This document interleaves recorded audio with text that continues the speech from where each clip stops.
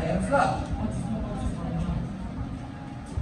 वर्षदेखि missing data सोधेको छैन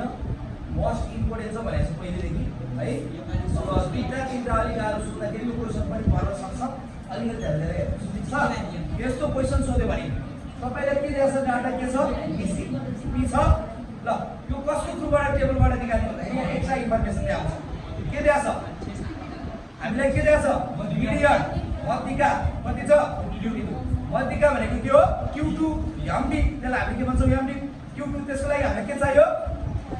CF कि M कि के चाहियो CF हो अब टेबल बनाउनु पर्छ त्यसको लागि सोल्युसन यस के चाहियो CF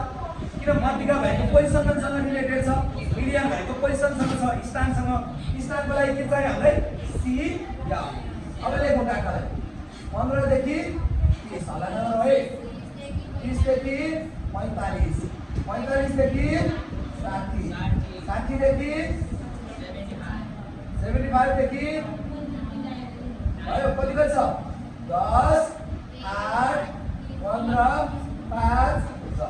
भयो ल CF भनेको यो अपलाई जोड्दै जाने हो यहाँ जे छ त्यही लेख कति 10 मा 8 जोडे कति 18 मा 15 जोडे कति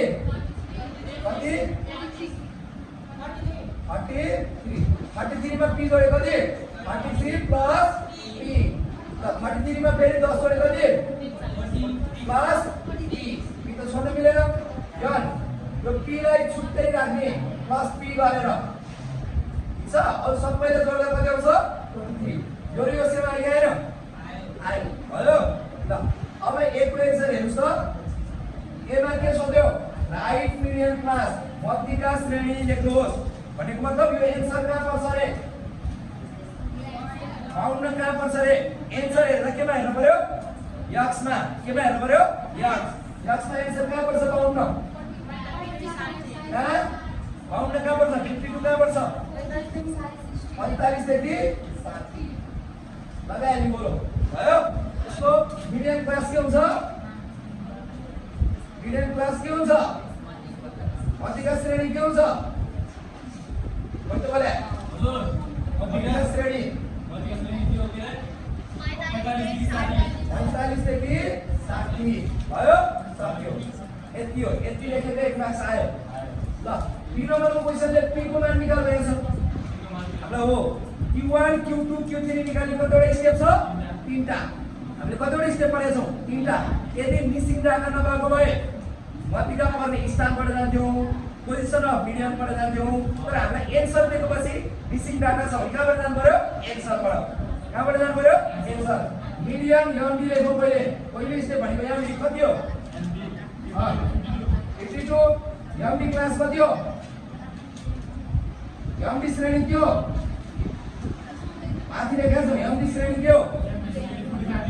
45 16 भयो अब तेस्रोमा के हो फर्मुला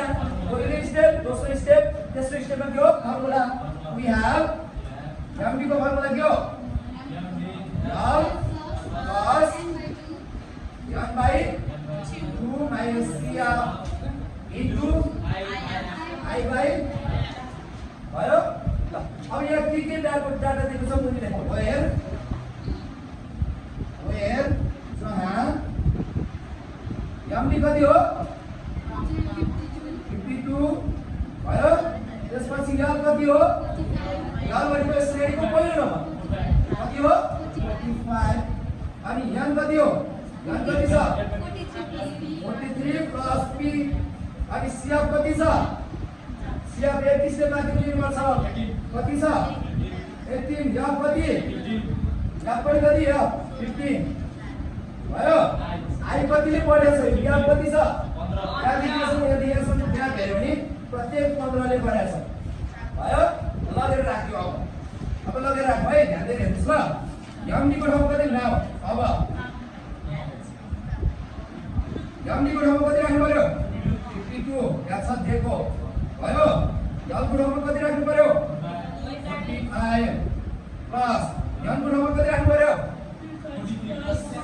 43 प्लस p भाग कति 2 माइनस c भनेको यो छुट्टै भने फेरि जोडेको पनि हेर्ने इन्टु आई भनेको कति छ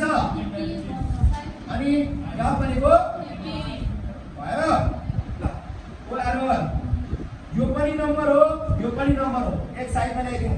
यो पछाडी सबै एउटै टर्म हो यो एउटा छुट्टै टर्म हो एक नम्बरसम्म यता ल्याउँदा के हुन्छ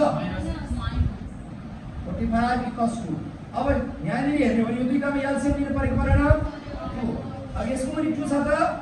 छैन यसले 1 ले यतापट्टि गुणन गर्नु पर्यो फेरि चेन्ज हुँदैन यसले कसलाई गुणन गर्नु पर्यो 18 लाई 43 प्लस p माइनस 18 इन्टु कति अब सबैको पनि 2 लेख्यो मिल्यो सबैको पनि 2 लेख्यो अब यतापट्टि के छ 15 लाई 15 ले भाग गरे भने कति आउँछ एउटै भएर सिधै डिभाइड गर्ने भए लेखे नत्र अनि माथि तल गर्न नि पाइन्छ हुन्छ सिधै डिभाइड गर्दा कति आयो लेखौ कि पछि गरौँ पछि के छ 15 by 15 हामी क्लासमा जे पढाउँछौँ त्यही गरौँ एक्स्ट्रा नजाउँ हुन्छ अहिले तल माथि फरक आयो भने पनि फेरि तपाईले के गर्ने होला त्यही भएर एउटै स्टेपले गरौँ कति आयो कति 7 इक्वल्स टु अब नम्बर यहाँ हेर्नु एकचोटी 43 प्लस p यो दुईटा मल्टिप्लाई गर्दा माइनस कति भयो 2 इन्टु माथि पनि 15 तल पनि कति भयो अब यहाँ लेख्नु मिल्छ लेखौ अब कति हो 7 इक्वल्स टु अब काम गरौँ 43 माइनस 36 कति आयो 7 आयो प्लस माइनस प्लस के हो p पनि सही छैन p माइनस p को रेडी के छ प्लस p छ p भाइ कति 2 इन्टु 15 अपन 15 अब मैले सिकाएको अनुसार माथिले माथि गुणन गर्ने तलले 7 प्लस 2 यसले यसलाई पनि मल्टिप्लाई गर्नु पर्यो कति आउँछ 105 प्लस यसले यसलाई पनि मल्टिप्लाई गर्नु पर्यो कति हुन्छ भयो पुनी कति आयो दुईटा मल्टिप्लाई गर्दा अब यो पुनी गर्दा खानु परेन उता जाँदा के हुन्छ डिभाइड हो इन्टु डिभाइड उता जाँदा इन्टु हुन्छ चिन्ह परिवर्तन हुन्छ ठाउँ छोडेपछि अनि कति छ यहाँ 105 प्लस भयो कति आयो यहाँबाट 105 प्लस भयो नम्बरलाई नम्बरपट्टि ल्याउनु पर्यो यो यता आउँदा माइनस 105 इक्वल्स टु 15 कति आयो अब यो 15 यता आउँदा के हुन्छ 50 105 अपन कति आयो सक्यो को मान राखेर टेबल बनाउनु पर्यो यसमा के निकाल्नु रहेछ मध्य मिन भन्यो भने के चाहियो x डी पनि छ दिम चाहियो कति हो 15 30 45 45 60 75 कति 10 हजुर अर्को 8 15 कति p को ठाउँ कति राख्नु पर्यो आई मात्र निकाले 7 अर्को 10 ल यहाँ भनेको यो थीटालाई छोड्ने दुईले डिभाइड गर्ने यो x को बिचको यो श्रेणीको यो क्लासको मिडियन पछि बिच पनि निकाल्नु पर्यो यो थीटालाई छोड्ने दुईले डिभाइड 15 र 30 गर्दा कति 45 लाई 2 ले डिभाइड गरे 22.5 अर्को 37.5 तीनटा जोडे 2 ले डिभाइड गरे कति 52.5 अर्को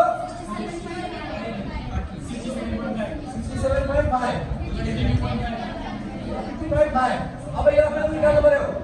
अब 22.5 हुनु कति जना छ 10 जना मल्टिप्लाई गरेर लेख्नु पर्यो यहाँ यो मल्टिप्लाई गरेर लेख्नु पर्यो कति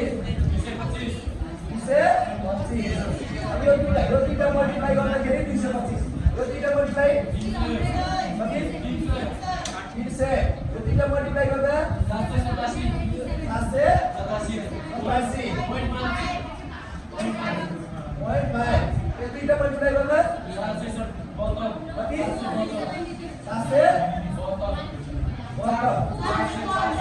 772 यो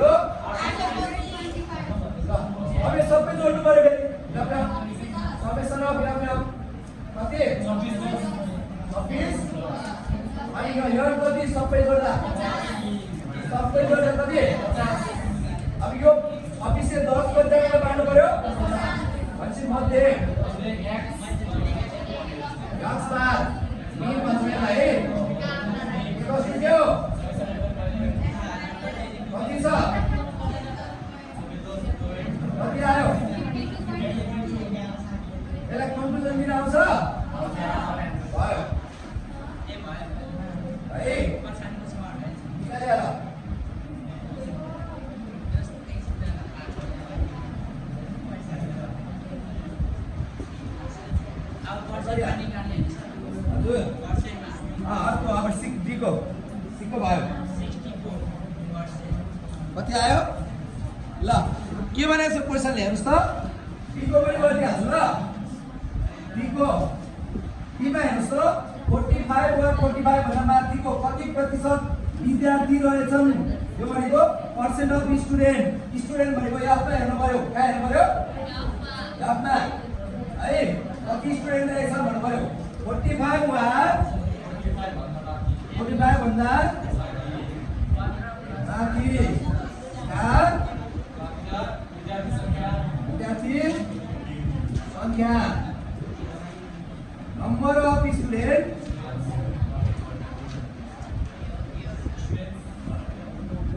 lying in 45 or above 45 भनिसक्यो हेर्नु 45 कहाँ छ हेर्नु यहाँ भयो 45 का 45 पर्छ त लोअर पनि हो नि अप्पर पर्छ पर्दैन 45 का पर्छ भने यहाँ पर्दैन यहाँबाट लिन पाइएन नि यहाँ 40 को भित्र पर्छ 45 अनुसार त्यहाँ परेर यतिमा 45 पर्छ पर्दैन कतिजना विद्यार्थी रहेछ काउन्ट गर्नुहोस् त 15 7 र 10 टोटल कति रहेछ 15 5 7 10 10 अब भनेको ठुलो डाटा है फेरि माथि अब भनेको माथि हेर्ने हैन डाटा धेरै भएको डाटा धेरै भयो कति आयो 32 पर्सेन्टेज हो अब पर्सेन्टमा निकाल्नु आउँछ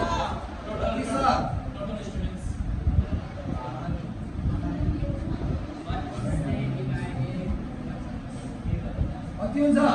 32 डिभाइड बाइ टोटल कति 50 मुनि जेको प्रतिशत निकाल भन्छ त्यसको संख्या माथि टोटल मुनि इन्टु कति आयो 64 कन्क्लुजन दिन आउँछ जे भने सधैँ के भन्नु पर्यो 45 वा 45 भन्दा माथि कति प्रतिशत विद्यार्थी रहेछन् 64% विद्यार्थी रहेछन् भन्नु पर्यो द पर्सेन्टेज अफ स्टुडेन्ट कति percent student 64% student lie in 45 or